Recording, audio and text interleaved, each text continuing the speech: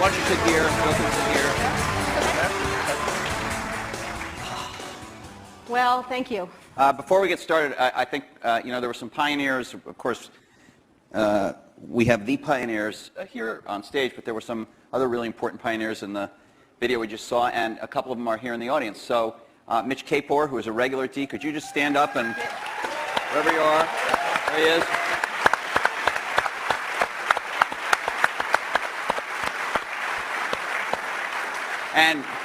And Fred Gibbons, who has not come to D before but is here tonight. Fred. There's Fred. Right there. And I don't know if he's in the room, but I do want to recognize our fellow journalist, Brent Schlender from Fortune, who did the last, to my knowledge, the last joint interview these guys did. It was not on a stage, but it was a Fortune magazine interview. Brent, I don't know if you're in the room. If you are, can you stand? Maybe he's way back there. Way over there.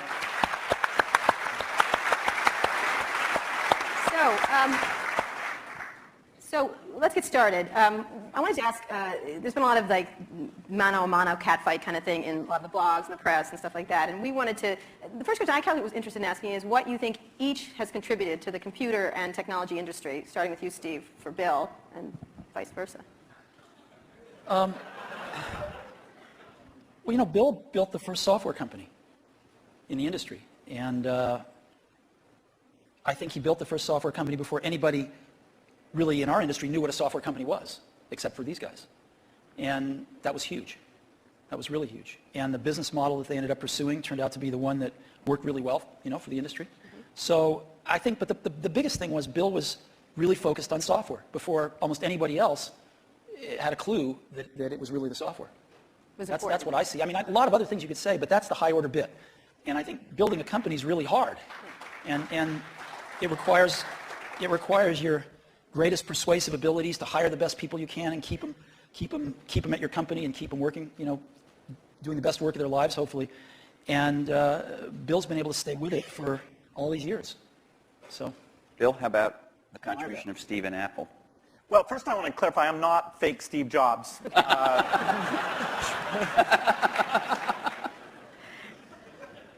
What Steve's done is quite phenomenal. If you look back to 1977, that Apple II computer, the idea that it would be a mass market machine, the bet that was made there by Apple uniquely, there were other people with products, but the idea that this could be an incredible empowering phenomena, Apple pursued that dream.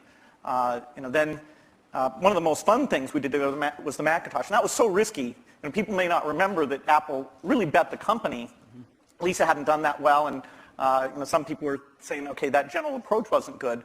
But the team that Steve built, even within the company, to pursue that, even some days it felt a little ahead of its time. I don't remember that Twiggy disk drive. 128K. Yeah. The Twiggy disk drive, yes. Steve gave a speech once, which is one of my favorites, where he talked about, in a certain sense, we build the products that we want to use ourselves. So he's really pursued that with incredible taste and elegance that has had a huge impact on the industry, and his ability to always come around and figure out where that next bet should be has been phenomenal. Apple literally was failing when Steve went back and reinfused the innovation and risk-taking that have been phenomenal. So the industry's benefited immensely from his work. We've both been lucky to be part of it, but I'd say he's contributed as much as anyone. We've also both been incredibly lucky to have had great partners that we started the companies with, and we've attracted great people.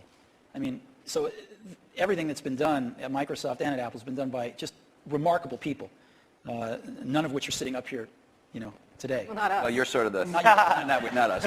And you're in a way you're the stand-ins for all those other people. In a way, we are.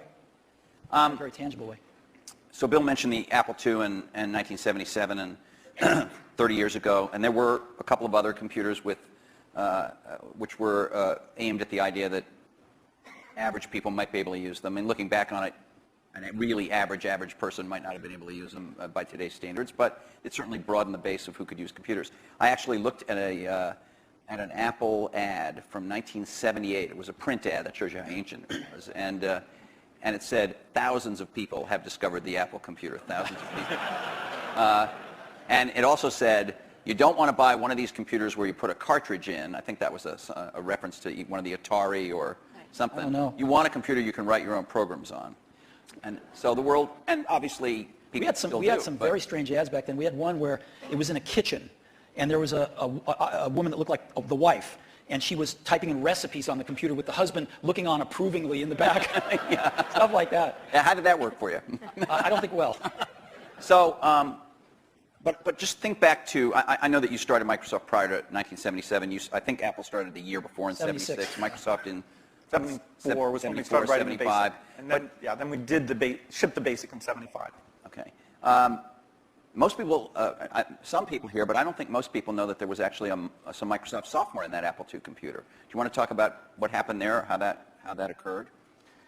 Yeah, there'd been the Altair and a few other companies, actually about 24, that had done various machines. But the 77 group included the PET, TRS-80, Commodore. and the Commodore PET, TRS-80, and the Apple II. The original Apple II BASIC, the integer BASIC, we had nothing to do with. But then there was a floating point one where, and I mostly worked with Woz on that. Let me tell this story. So Woz, my partner, we started out with this guy named Steve Wozniak, brilliant, brilliant guy. He writes this BASIC that is like the best BASIC on the planet. It does stuff that no other BASIC's ever done. You don't have to run it to find your error messages. It finds them when you type it in and stuff. It's perfect in every way, except for one thing, which is it's just fixed point, right? It's not floating point.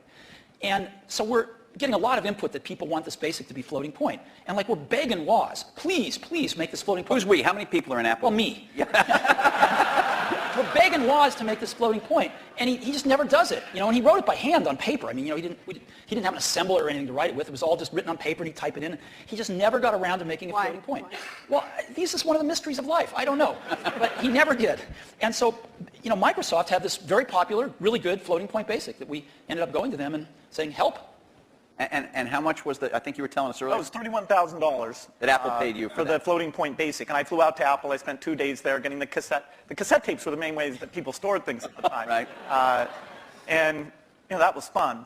I think the most fun is later when we worked together. Well, what was the most fun? Tell the story about the most fun that was later. And maybe later, not the most fun. Let him talk then. I'm teasing. Well, Steve can probably start it better. The team that was assembled there to do the Macintosh was a very committed team. And there was an equivalent team on our side that just got totally focused on this activity. Jeff Harbers, a lot of incredible people. And we really had bet our future because on the Macintosh being successful, and then hopefully graphics interface in general being successful, but first and foremost, the thing that would popularize that being the Macintosh. And so we were working together, the schedules were uncertain, the quality was uncertain, the price. When Steve first came up, it was going to be a lot cheaper computer than it ended up being, but that was fine. So you worked in both places, in both? Well, we were in Seattle, and we fly down there. But Microsoft, if I remember correctly, from what I read, wasn't Microsoft one of the few companies that were allowed to even have a prototype of the Mac at the time? Well, what's interesting, what's hard to remember now is that Microsoft wasn't in the applications business then. They took a big bet on the Mac because this is how they got into the apps business. I mean, Lotus dominated the apps business on the PC back then. Right. We had done just Multiplan, which was a hit on the Apple II. And then Mitch did an incredible job betting on the IBM PC. And 123 came in and ruled that part of the business. So the question was, what was the next paradigm shift that would allow for an entry? WordPerfect. We had Word, but WordPerfect was by far the strongest in word processing, DBase, and database. And Word was that was a kind of a DOS text. All of these products I'm saying were DOS-based products because Windows wasn't in the picture at the time. Right. That's more in the early 90s that we get to that. And so we made this bet that the paradigm shift would be graphics interface, and in particular that the Macintosh would make that happen with 128K of memory, 22K of which was for the screen buffer, 14K was for the operating system. So it was 14K. Yeah, 14K. Yeah. The original Mac operating system was 14K. 14K that we had to have loaded when our software ran. So when the shell would come up, it had all the 128K. The OS was bigger than 14K. It was in the 20s somewhere. That's it. So when we ship these computers now with a gigabyte, 2 gigabytes of memory, and nobody remembers 128K. I remember that. I remember paying a lot of money for computers with 128K in those days. So the two companies worked closely on the Mac project because you were maybe not the only, but the principal or one of the principal software creators for it, right? Is that right? Well, Apple did the Mac itself, but we got Bill and his team involved to write these applications. And we were doing a few apps ourselves. We did Mac Paint and Mac Draw and stuff like that. But Bill and his team did some great work. Now, in terms of moving forward, after you left and your company grew more and more strong, what did you think was going to happen to Apple after sort of the disasters that occurred after Steve left? Well, Apple's fate hung in the balance. We continued to do Macintosh software, and Excel, which Steve and I introduced together in New York City. That was kind of a fun event. That went on and did very well. But then, Apple just wasn't differentiating itself well enough from the higher volume platform.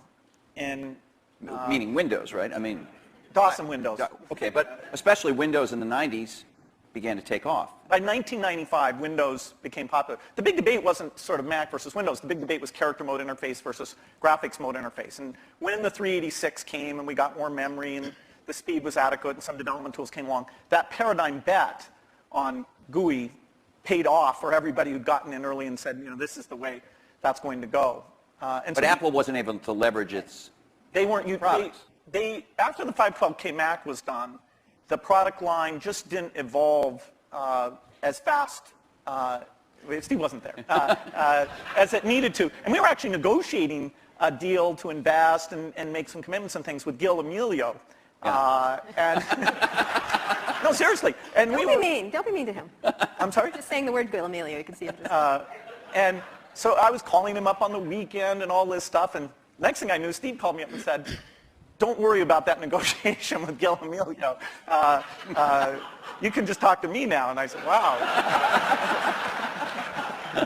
Gil was a nice guy, but he had a saying. He said, Apple is like a ship with a hole in the bottom, leaking water. And my job is to get the ship pointed in the right direction.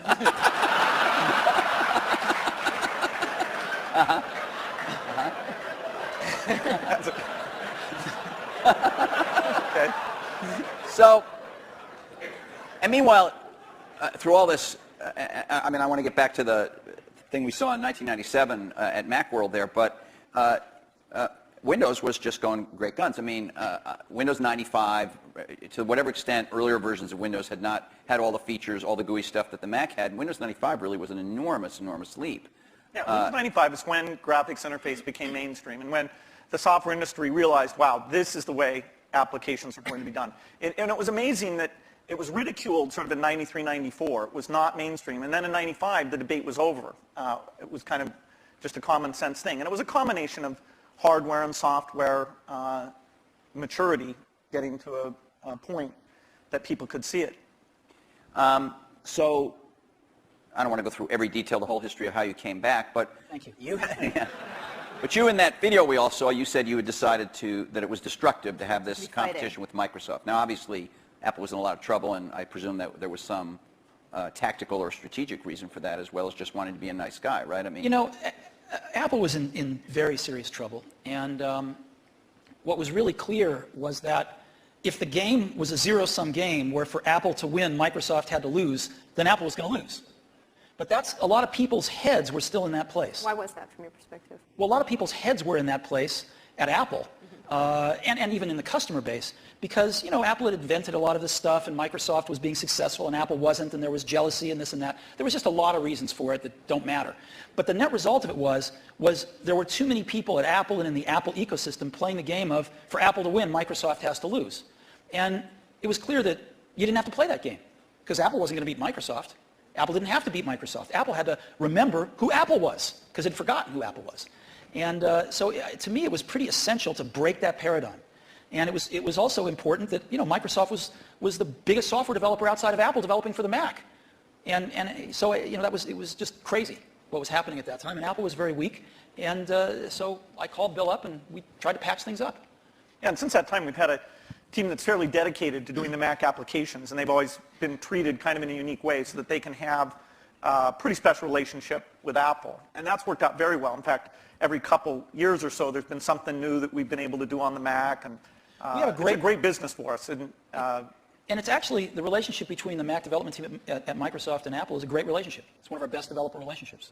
And do you look at yourself as rivals now today as the landscape has evolved? And we'll talk about the internet landscape and everything else and other companies that have come forward. But how do you look at yourselves in this landscape today? Because you are competitors in certain ways, We which watch is the American way, we right? watch the commercials. And you get annoyed at each other from Although time you know to what? I time. have to confess, I like PC Guy better. Yeah, he's great. I like him. You know, other the guy, I wanna art of hop those, in the art of those Yes, sir. commercials is not to be mean, but it's actually for the guys to like each other.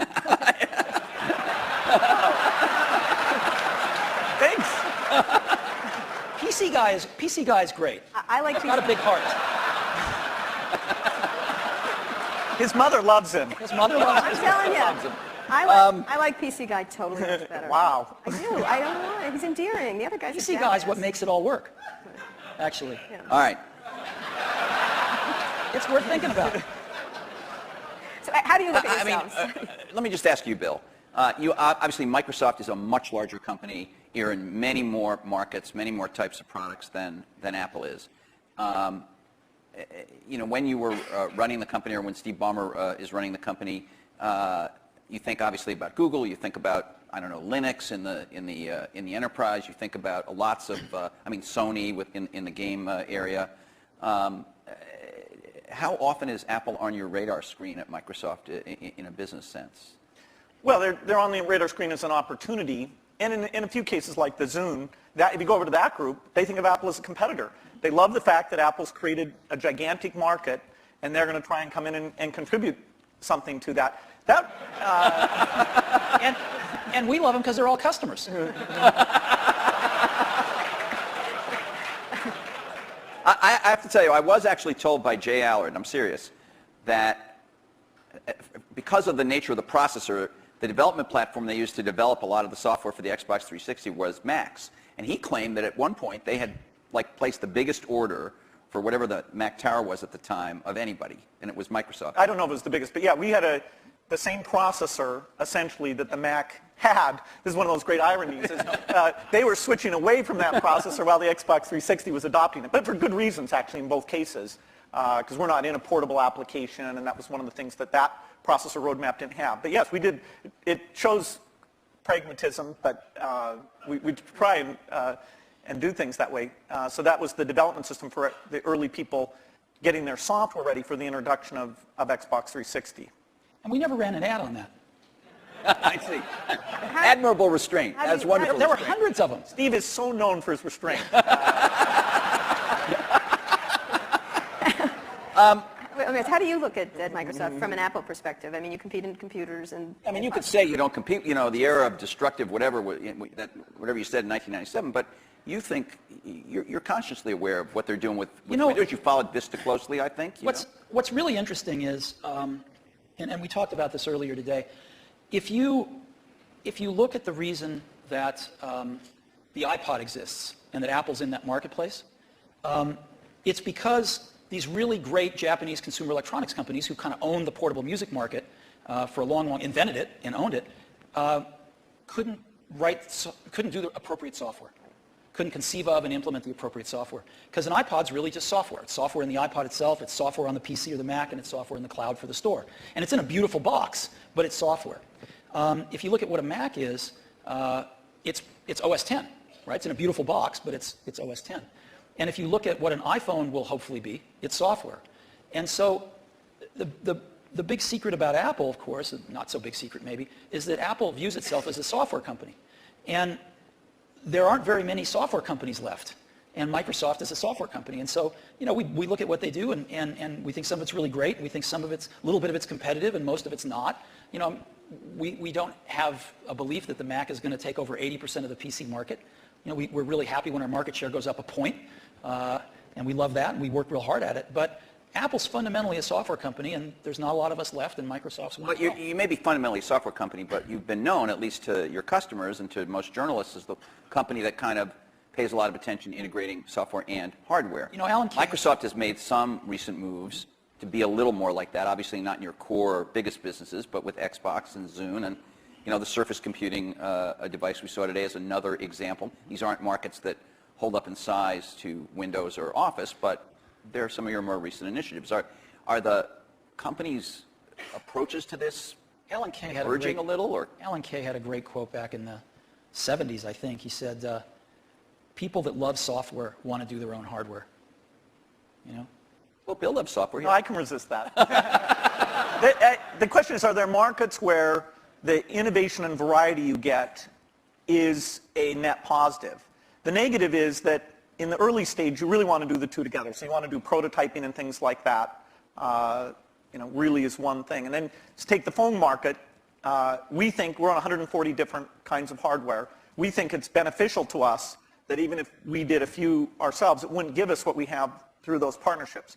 Likewise, if you take the robotics market, very undeveloped. We have over 140 all tiny volume robots using Microsoft software. And the creativity, building toys, security things, medical things, we love the innovation and the ecosystem that's going to grow up, who knows when, but we're patient, around that, and we'll have a great asset with this robotic software platform. So there are things like PC, phone, and robot where the Microsoft choice is to go for the variety. Apple's great.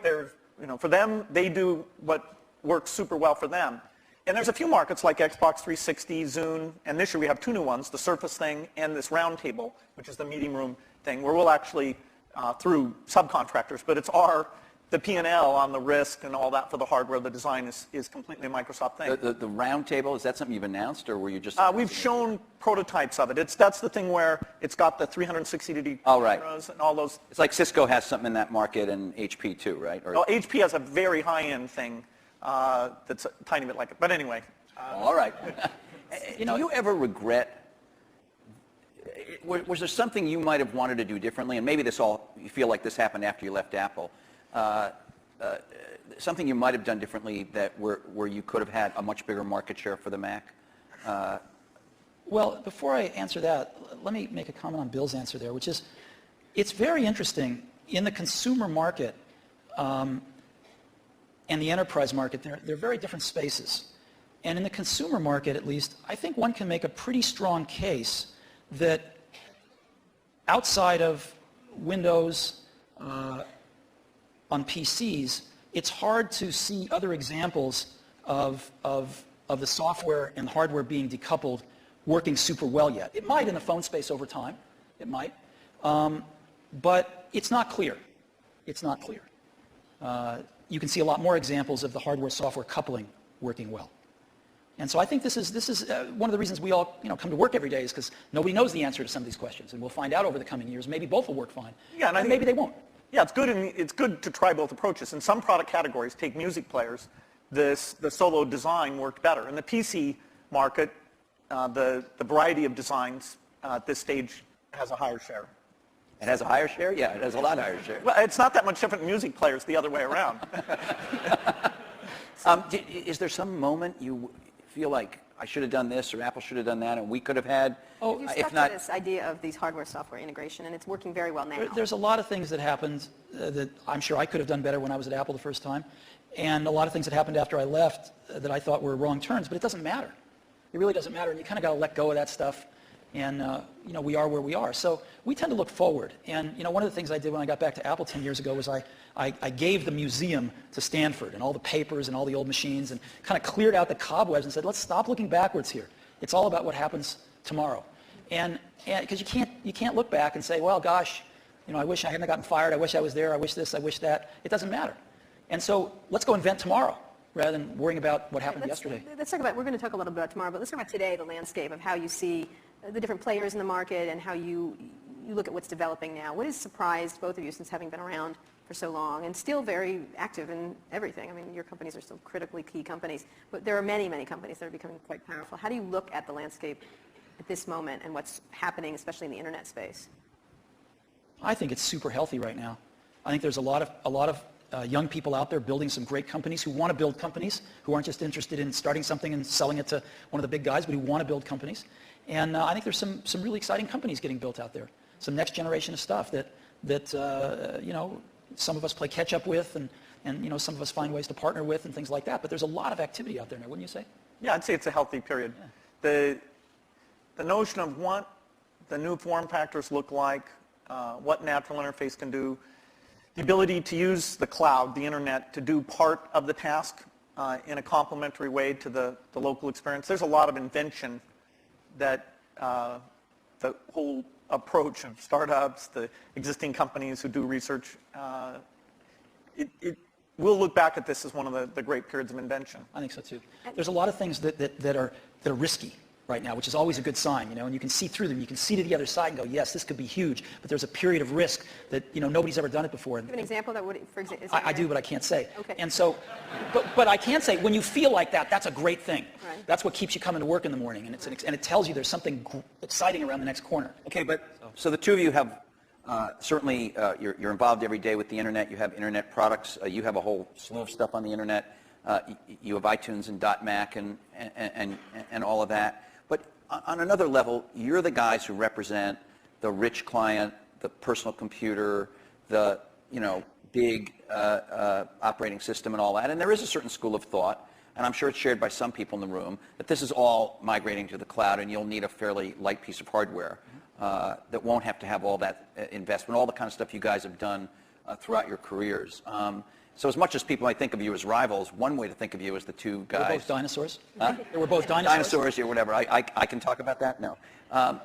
Seriously, is You're there, betting on in a system 5 that's years, changing. in 5 years, is the personal computer still going to be the linchpin of all this stuff? Well, you can say that it'll be predicted that it won't be. The network computer took us over about, 5 years ago, we disappeared. Remember the single function computer? There was somebody who said that these general purpose things are kind of a dumb idea. That took us over. The mainstream is always under attack. The thing that people don't realize is that you're going to have rich local functionality. I mean, at least our bet. As you get things like speech and vision, as you get more natural form factors, it's a question of using that local richness together with the richness that's elsewhere. And as you look at the device, say, that's connecting to the TV set or connecting in the car, there are lighter weight hardware internet connections. But when you come to the full screen, rich, edit the document, create things, I think we're nowhere near where we can be on making that stronger. I'll give you a concrete example. I love Google Maps, use it on my computer, in a browser. But when we were doing the iPhone, we thought, wouldn't it be great to have maps on the iPhone? And so we called up Google, and they'd done a few client apps in Java on some phones, and they had an API that we worked with them a little on. And we ended up writing a client app for those APIs. They would provide the back-end service. And the app we were able to write, since we're pretty reasonable at writing apps, blows away any Google Maps client. Just blows it away. Same set of data coming off the server, but the experience you have using it is unbelievable. It's way better than the computer. And just in a completely different league than what they put on phones before. And that client is the result of a lot of technology on the client, that client application. So when we show it to them, they're just blown away by how good it is. And you can't do that stuff in a browser.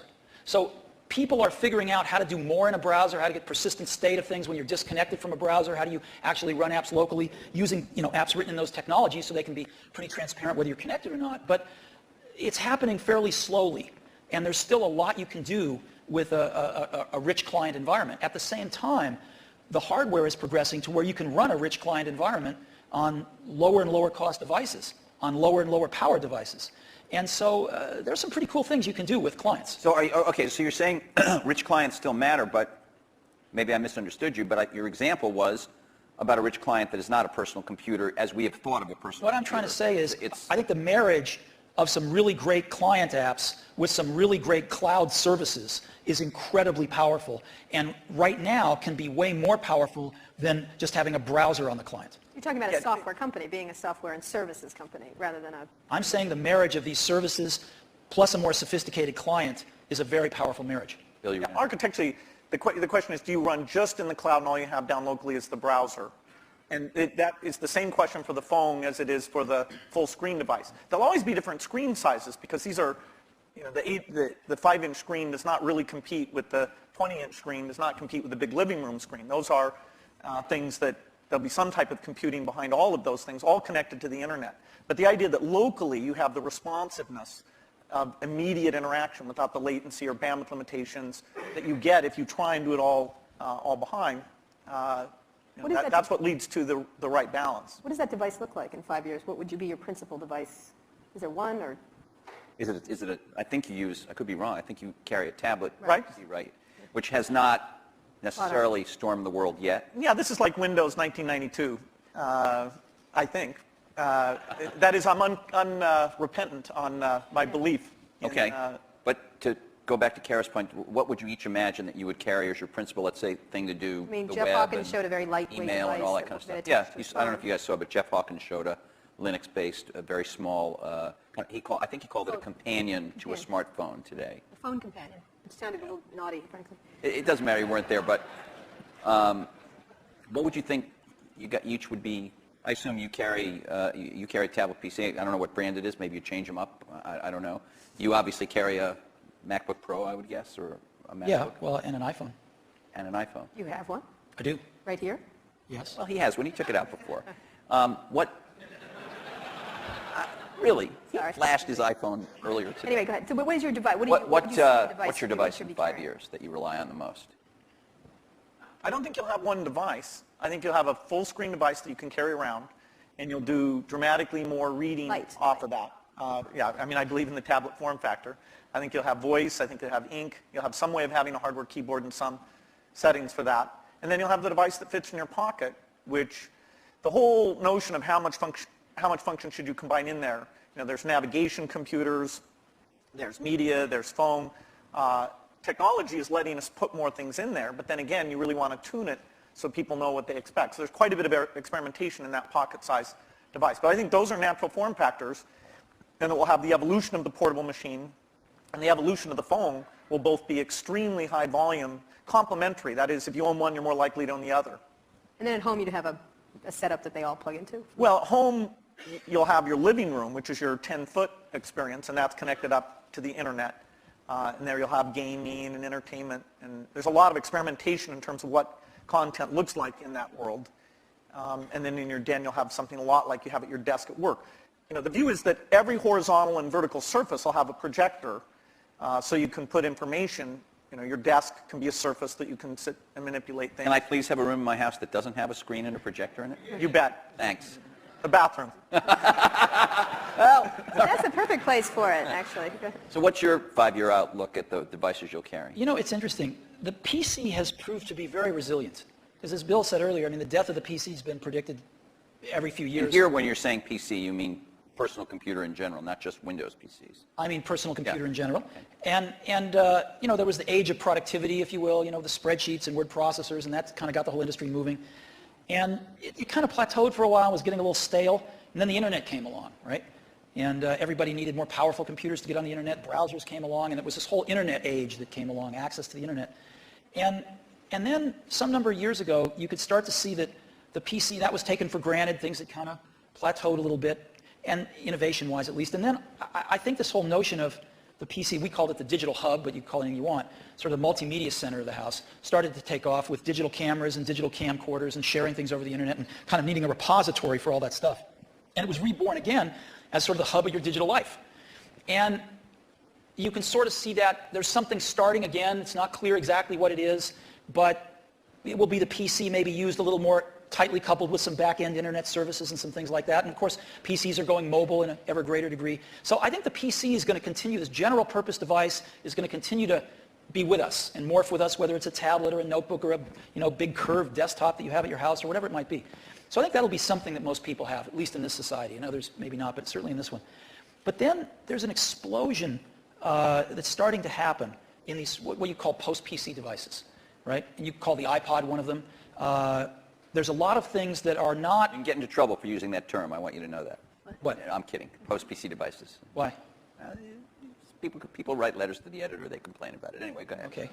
Well, anyway, I think there's just a category of devices that aren't as general purpose, they're really more focused on specific functions, whether they're phones or iPods or Zunes or what have you. And I think that category of devices is going to continue to be very innovative, and we're going to see lots of them. Give me an example of what that would be. Well, an iPod is a post-PC yeah. device. A phone is a post-PC device.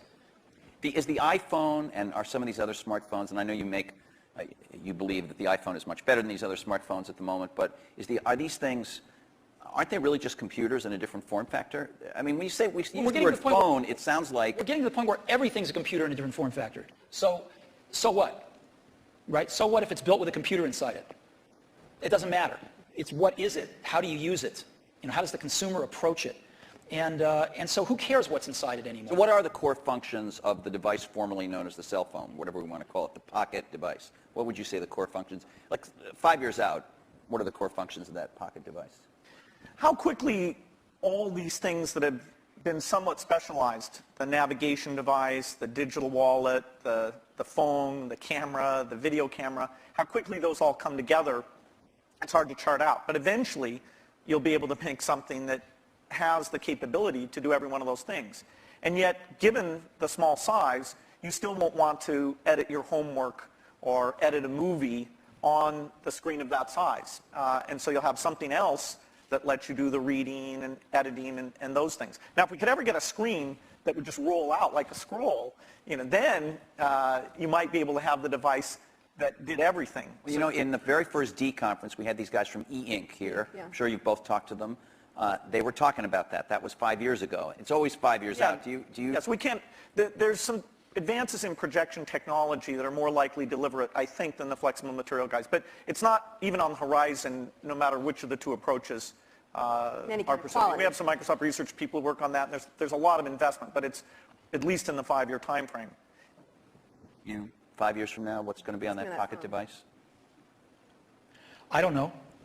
And the reason I don't know is because I wouldn't have thought that there would have been maps on it 5 years ago.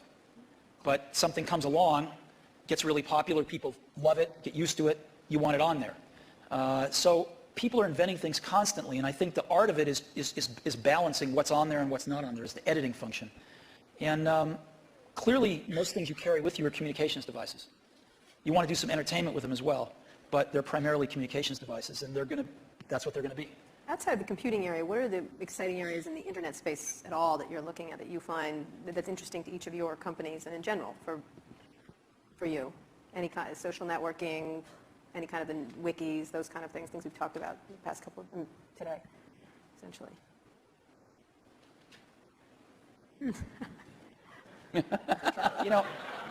We're working on some things that I can't talk about. Again, yeah. But there used Very beautiful. There used to be a saying, isn't it, at It's Apple? going to blow us away, though. Blow us when away. You enter. Wow, it's great. There used to be a saying at Apple, isn't it funny a ship that leaks from the top? So, That's kind of like a sweater without sleeves as a vest. I don't get that. that was what they used to say about me when I was in my 20s. Okay. There's a zillion interesting things going on the internet. The most interesting things to me are these incredible new services that people are bringing up. And Surrounding entertainment or?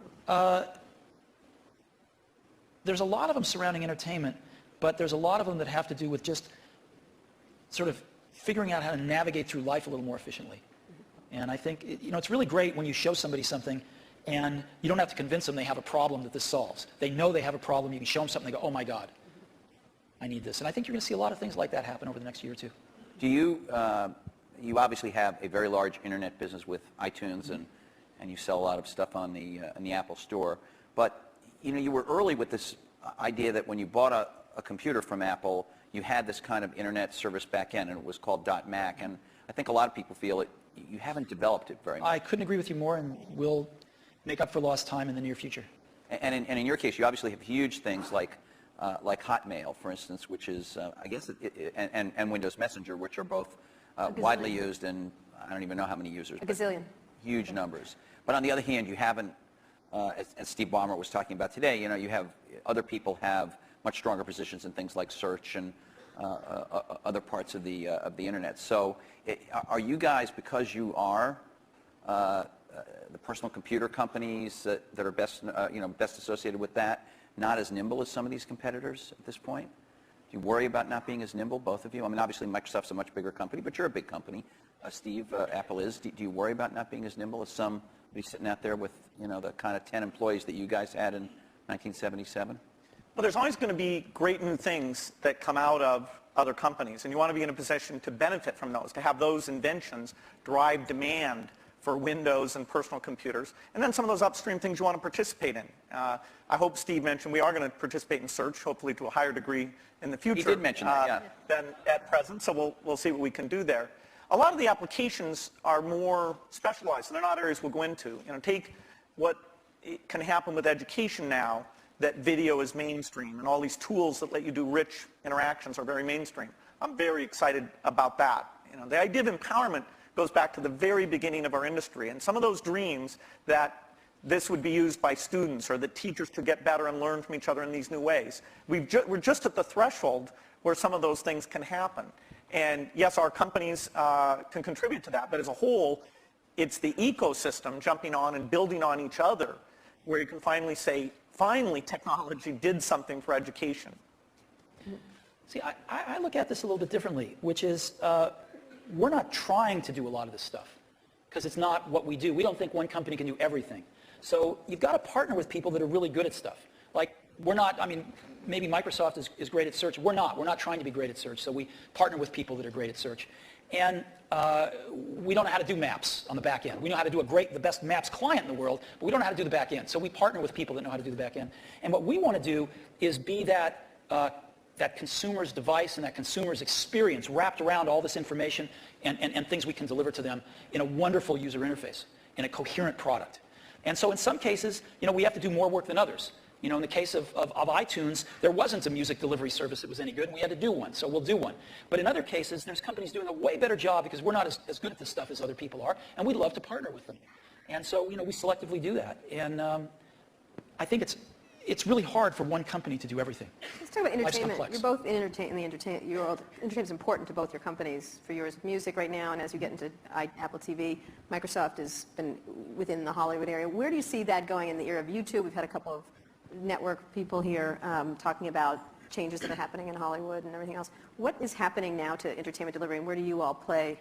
Because you'll be the delivery mechanism in one way or the other for most people.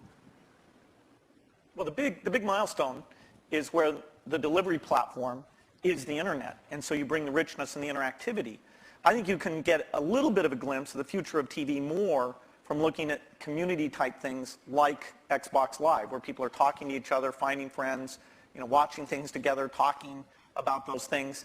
That, as you map that onto genres like educational shows or sports shows or watching the Olympics or the elections, that ability to navigate becomes very, very powerful. And we're not an entertainment company. Yes, we do Halo, which is this big video game, but by and large, we're a platform.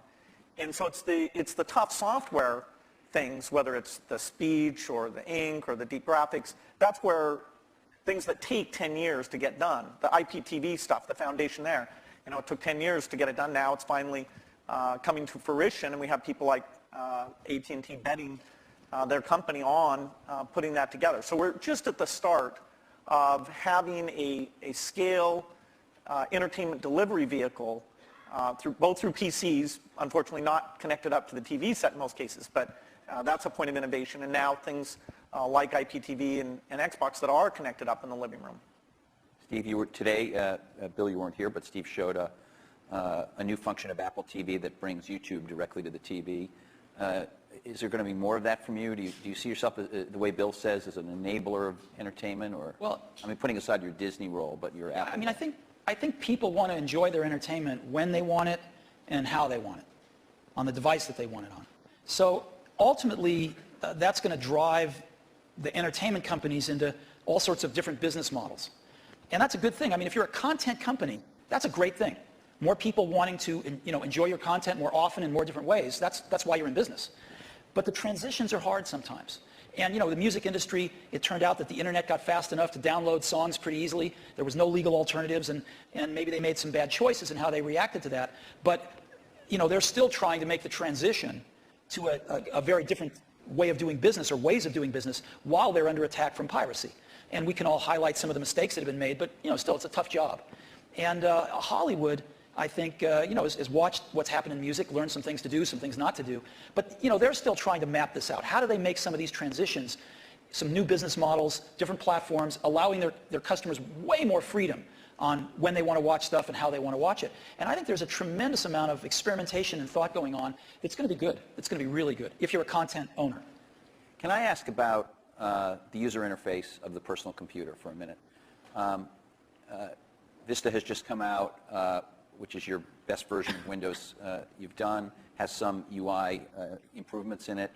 You're about to do yet another version of the Mac OS called Leopard in the fall, which, from what you've shown publicly, at least so far, has some improvements. But fundamentally, these are still the kind of file icon, folder icon, drop-down menu. I know I'm minimizing. There's a lot of other things. There's gadgets and widgets and all kinds of other cool things in there now. But you can see that it's still all built on what you started with, what Xerox did research on.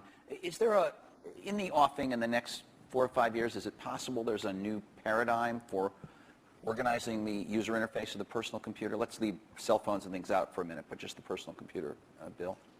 One of the things that's been anticipated for a long time is when 3D comes into that interface. And there was a lot of experimentation, sites on the internet where you'd kind of walk around and meet people. But in fact, the richness, the speed, it just didn't sustain itself. Now we're starting to see with some of the mapping stuff, a few of the sites, that the quality of that graphics, the tools and things are getting to the point where 3D can really come in. So I definitely say that when you go to a store, bookstore, you'll be able to see the books lined up, the way you might be interested in, or lined up the way they are in the real store. So 3D is a way of organizing things, particularly as we're getting much more media information on the computer, a lot more choices, a lot more navigation than we've ever had before. And we can take that into this communications world where the PC is playing a much more central role, kind of taking over what was the PBX, sort of one of the last mainframes in the business environment. That'll be a big change that'll come to it. And as we get natural input, that'll cause a change. And what about this multi-touch stuff? It's really interesting. Obviously, Steve showed some of it on the iPhone when he introduced the iPhone. Steve Ballmer today showed a bunch of it with the Surface computing device. It happens, although it's not part of our program, that HP, which is a sponsor of this conference, has a multi-touch sort of display over here out in the foyer. Will this make its Sort way of that Minority into... Report, this kind of thing. Yeah, will this make its way into, maybe you call it direct manipulation of objects with your hands and your fingers. Will this make its way into mainstream, let's say, laptop computers as a new UI or an additional part of the UI, or is that just a Well, but go beyond the laptop. specialized devices? Vision, software is doing vision. And so, imagine a game machine where you just can pick up the bat and swing it, or the tennis racket and swing it. Yeah, we have one of Yeah, those. No, that's we- not it. You can't pick up your tennis your racket tennis Oh, I see what you mean, and yeah. swing it. You can't sit there with your friends and do those natural things. That's a 3D positional device. This is video recognition. This is a camera seeing what's going on. And in a meeting, like you're on a video conference, you don't know who's speaking when they're audio only, things like that. The camera will be ubiquitous. Now, of course, we have to design it in a way that people's expectations about privacy are handled appropriately. But software can do vision, and it can do it very, very inexpensively. And that means this stuff becomes pervasive. You don't just talk about it being in a laptop device. You talk about it being part of the meeting room or the living room or... But on the laptop, the way that, and maybe I'm wrong, maybe this is what we have is great and we don't need any new big radical change. But when I turn on my laptop, whether it's my Vista laptop or my Mac laptop, there have been improvements, but it's a lot like it was 10 years ago. It's much better. The graphics are better and all that. You talked about that radical change. You have the mouse. For both your You companies. have the icons. You move around. You have and you talked about what a big gamble it was in '84 to do that, and then follow on with Windows. We still essentially have that approach, and I'm just wondering, is that going to change? Touch, ink, speech, vision, those things come in, but they don't come in as a radical substitute. I think you're also underestimating the degree of evolution because you've lived with it year by year. Say we'd sent you away for 10 years and you came back and you said, wow, there's a search paradigm, and that's more at the center of how you find these things. There's tagging, that's more at the center of how you find these things. The evolution is a very good thing. In fact, even in that evolution, the stuff we did with Office, there's this balance you strike where when you make a change, in that case the ribbon, you're going to have some users who feel like, oh, geez, I have to spend a little bit of time to be brought along to that. But there has been good evolution, but these natural interface things are the revolutionary change, and they'll be very revolutionary. That together with the 3D that I talked about. Steve? I know you're working on something. It's going to be beautiful. We'll see it soon. Yeah, You can't talk about it, but Bill discusses all his secret plans. You don't discuss any. I know, it's not fair, but it's, I think the question is a very simple one, which is how much of the really revolutionary things people are going to do in the next 5 years are done on the PCs, or how much of it is really focused on the post-PC devices. And there's a real temptation to focus it on the post-PC devices because it's a clean slate and because they're more focused devices and because they don't have the, they don't have the legacy of these zillions of apps that have to run in zillions of markets. And so I think there's going to be tremendous revolution in the experiences of the post-PC devices. And the question is, how much to do in the PCs? And I'm sure Microsoft is. We're working on some really cool stuff. But some of it has to be tempered a little bit because you do have, these tens of millions in our case or hundreds of millions in Bill's case users that are familiar with something that, they don't want a car with 6 wheels. They like the car with 4 wheels. They don't want to drive with a joystick. They like the steering wheel. And so, you have to, as Bill was saying, in some cases you have to augment what exists there, and in some cases you can replace things. But I think the radical rethinking of things is going to happen in a lot of these post-PC devices. I'm going to ask a more personal question. We have just a minute before we're going to open up for questions. What's the greatest, I'm not going to call this the Barbara Walters moment and ask you what tree you'd like to be, but what's You would the love to be Barbara Walters, let me just tell you. No, I would not.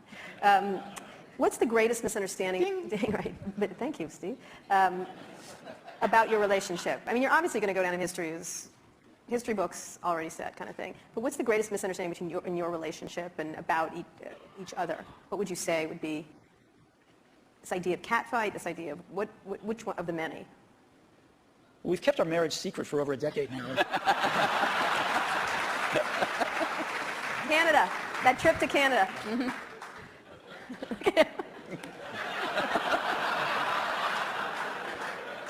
was there? I don't think either of us have anything to complain about in general. And I know that the projects, like the Mac project, was just an incredible thing, a fun thing where we were taking a risk. We did look a lot younger in that video. We did. You looked 12 in the first one. That's how I try and look. It was 12. But, it's been fun to work together. And I actually kind of miss some of the people aren't around anymore.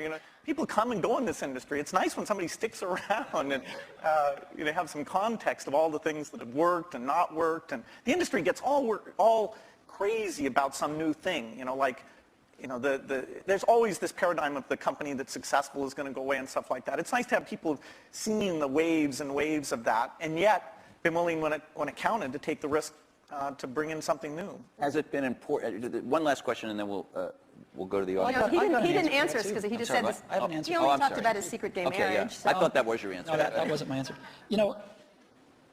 When Bill and I first met each other and worked together in the early days, generally we were both the youngest guys in the room, right, individually or together. I'm about 6 months older than he is, but roughly the same age. And now, when we're working at our respective companies, I don't know about you, but I'm the oldest guy in the room most of the time. And that's why I love being here. And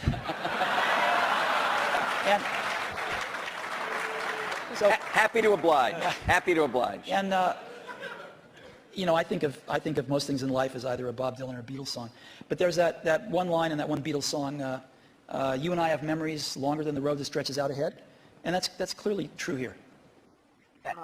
Well, you know what? I think we should end it there.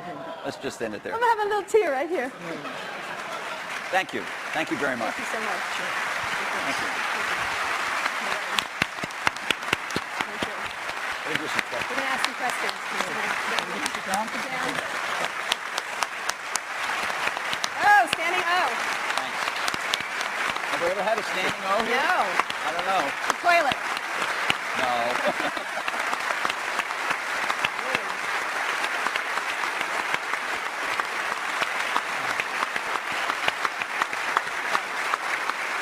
Whoa.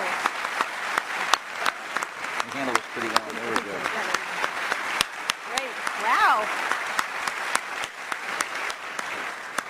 Okay, so some audience questions. please. Questions? Can we have the lights? Roger Roger. McNamee from Elevation Partners. Hey guys, that was incredible. Thank you very much. We've got a big election coming up next year. I'm curious if there are any issues that you see in Silicon Valley that we all ought to be focused on communicating effectively to the next potential president of the United States. That is any common ground that we share, because it's weird. You don't actually hear any issues that people are talking about right now. I'm curious if you guys have any in mind. Well, certainly education is one that I'd put at the top of the list. Are there technological solutions right now that they could do something about, or is that just sort of like? No, technology is going to be helpful and more, but the way that teachers are measured and made excellent, the way that the high schools are designed, the expectations they have, it's not just a pure technology thing. It's more an institutional practice where the opportunity is. And there should be a lot of debate about the different ways of doing that. Steve? Boy, we've got some pretty big problems, and I think most of them are much bigger than anything Silicon Valley can contribute right now to solve, so hopefully some of those will get solved. I also think we underestimate how much all of our industry depends on stability. We've enjoyed a long period of stability, and we've been able to focus on technology and growing our businesses and stuff, and I think we take that for granted sometimes. One of the more interesting areas that we all suffer from, of course, is in the area of energy dependence. And there's a lot of work going on. I know a lot of investing going on anyway. I don't know if the results are there, but a lot of investing going on in alternative energy, and maybe Silicon Valley can play a small role in some of that stuff. Are you too. guys investing in that area, personally, or? Some. Which might be a lot. And you? Exactly. $1 billion here or there. Steve?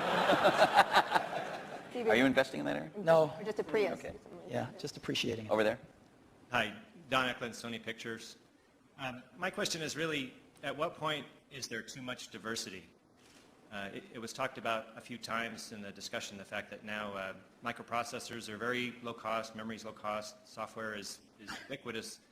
But my life has been made better by standards like coding standards, network standards, and it seems like we're reaching a point where diversity is starting to take hold to a point where we're not going to be able to have the kinds of convergence devices that I think everyone would really be able to appreciate. And I'm wondering, is this going to be like healthcare or mass transit where you just can never put it back in the bottle again? And I'd like to get your perspective on that. If there's still an opportunity to have some grand convergence devices that can really simplify people's lives and enrich their lives. Steve? Well, I think Bill and I would agree that we can get it down to 2. No, I think it's hard to limit imagination and innovation. I think there's always going to be a bunch of new great things, and I think that's part of what we put up with to get the innovation. We put up with a little bit of aggravation to get the innovation. And I think the marketplace is awfully good at allowing diversity when it should and then getting rid of it when it shouldn't. I mean, And then letting it come back sometimes. yeah. Well, yeah. Jen? I mean in terms of standards and things. The internet standards have been incredibly powerful. Video formats, things like this. And so I don't see things that are going to really hold back a convergence device. Sure, there's a lot of wireless approaches, but that's pretty healthy right now. They each have various merits. A few of them will end up overlapping the other ones and kill the other ones out. But I think the industry's done very well at latching on to standards for the things that there were no longer any innovation in, and then focusing on the places where it wasn't clear which approach was best. Jesse? Hi, I'm Jesse Kornbluth with headbutler.com. Because you're not the youngest guys in the room anymore, it's perhaps appropriate to ask you a question about legacy, each of you. Bill, even your harshest critic would have to admit that your philanthropy work is planet-shaking, incredible, and could be, if you make it, a second act so amazing that it would dwarf what you've actually done at Microsoft.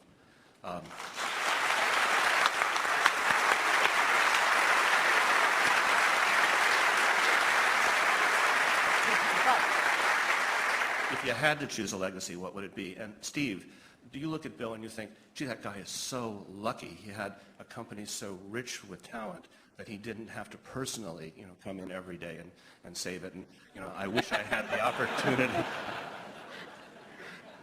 Okay, he's not going to answer that one. Bill? Well, the most important work I got a chance to be involved in, no matter what I do, is the personal computer. That's what I grew up, my teens, my 20s, my 30s. I even knew not to get married until later because I was so obsessed with it. That's my life's work. And it's lucky for me that some of the skills and resources, but I'd put skills first, that I was able to develop through those experiences can be applied to the benefit of the people who haven't had technology, including medicine, working for them. So it's an incredible blessing to have two things like that. But the thing that if you look inside my brain, it's filled with software and, the magic of software and a belief in software. And, that's not going to change. So your question was about whether I wish I didn't have to go into Apple every day? No, if you envy Bill a bit, this second act that he has. Oh, no, I think it's I think the I don't world's do anything else, but- I think the world's a better place because Bill realized that his goal isn't to be the richest guy in the cemetery. Right? That's a good thing. And so he's doing a lot of good with the money that he made. I'm sure Bill was like me in this way. I mean, I grew up fairly middle class, lower middle class, and I never really cared much about money. And Apple was so successful early on in life that I was very lucky that I didn't have to care about money then. And so I've been able to focus on work and then later on my family. And I sort of look at us as two of the luckiest guys on the planet because we found what we loved to do and we were at the right place at the right time. And we've gotten to go to work every day with super bright people for 30 years and do what we love doing. And so it's hard to be happier than that. Your family and that. What more can you ask for? And so I don't think about legacy much. I just think about being able to get up every day and go in and hang around these great people and hopefully create something that other people will love as much as we do. And if we can do that, that's great. I think the middle. Yeah.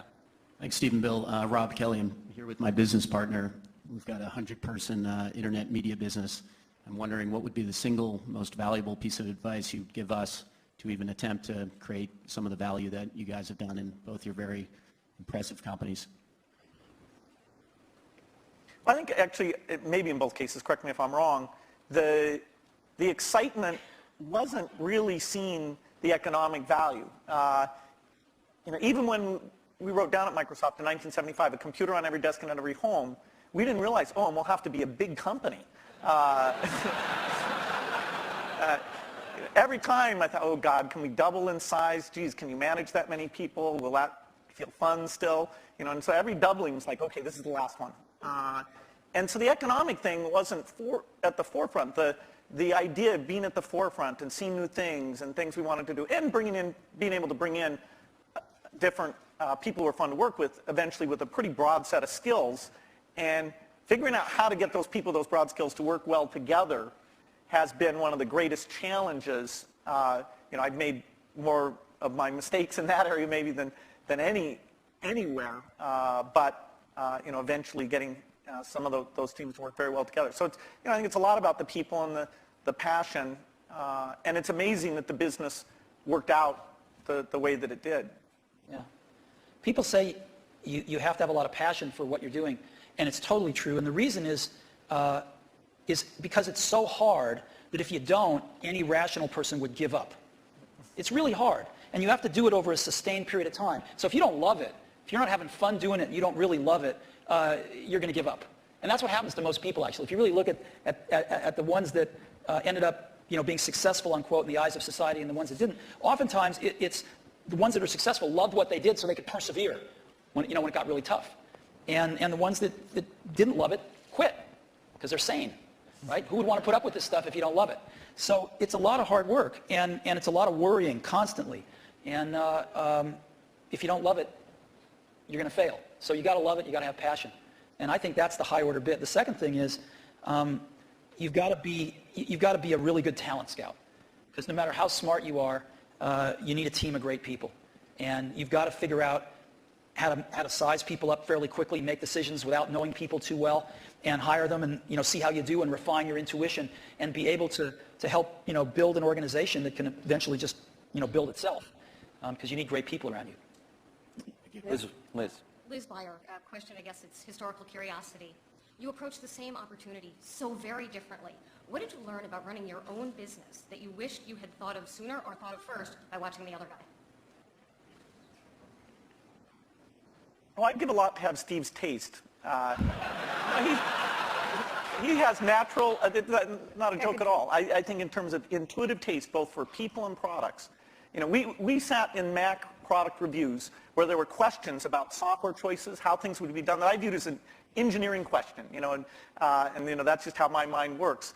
And I'd see Steve make the decision based on a sense of people and product that it's even hard for me to explain. The way he does things, it's just different. And I think it's magical. And in that case, wow.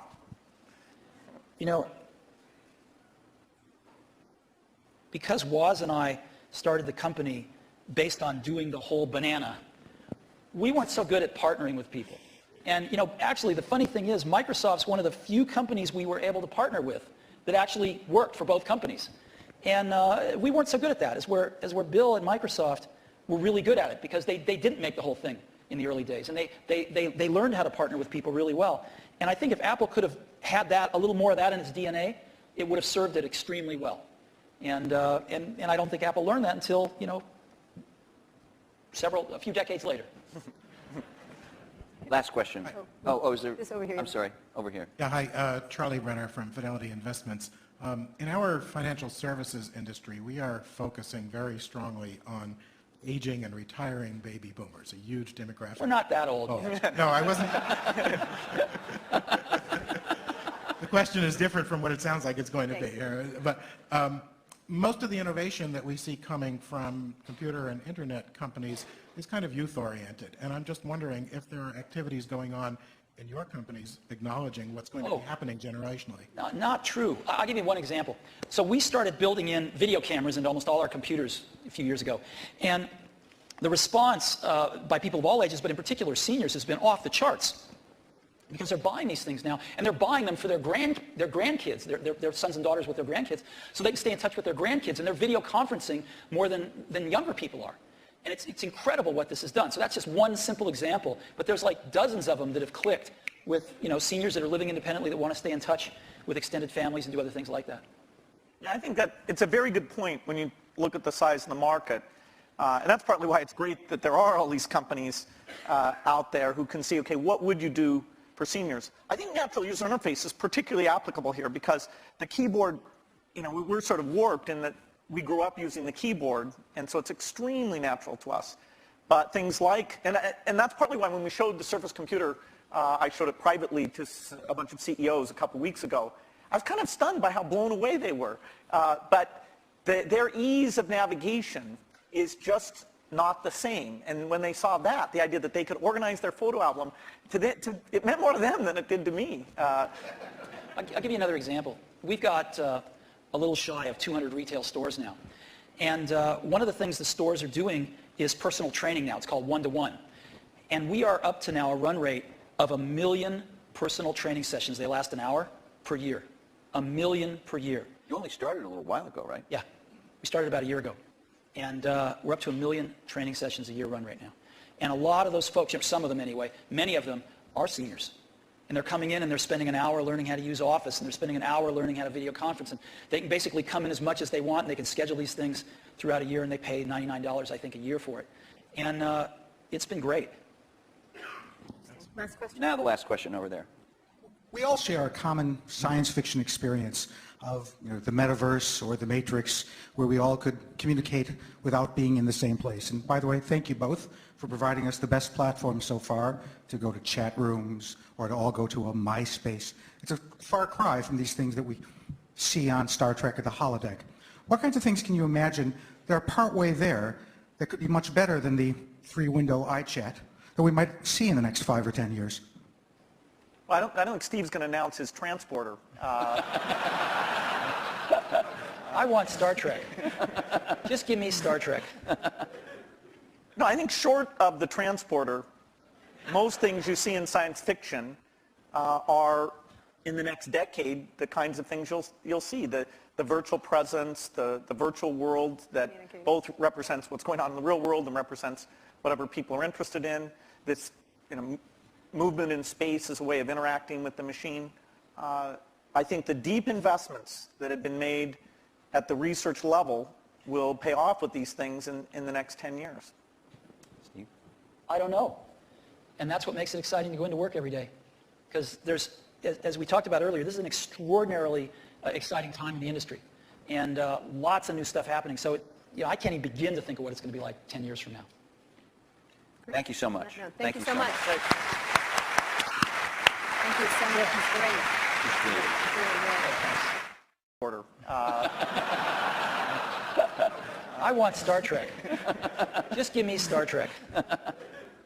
No, I think short of the transporter, most things you see in science fiction are, in the next decade, the kinds of things you'll see. The virtual presence, the virtual world that both represents what's going on in the real world and represents whatever people are interested in.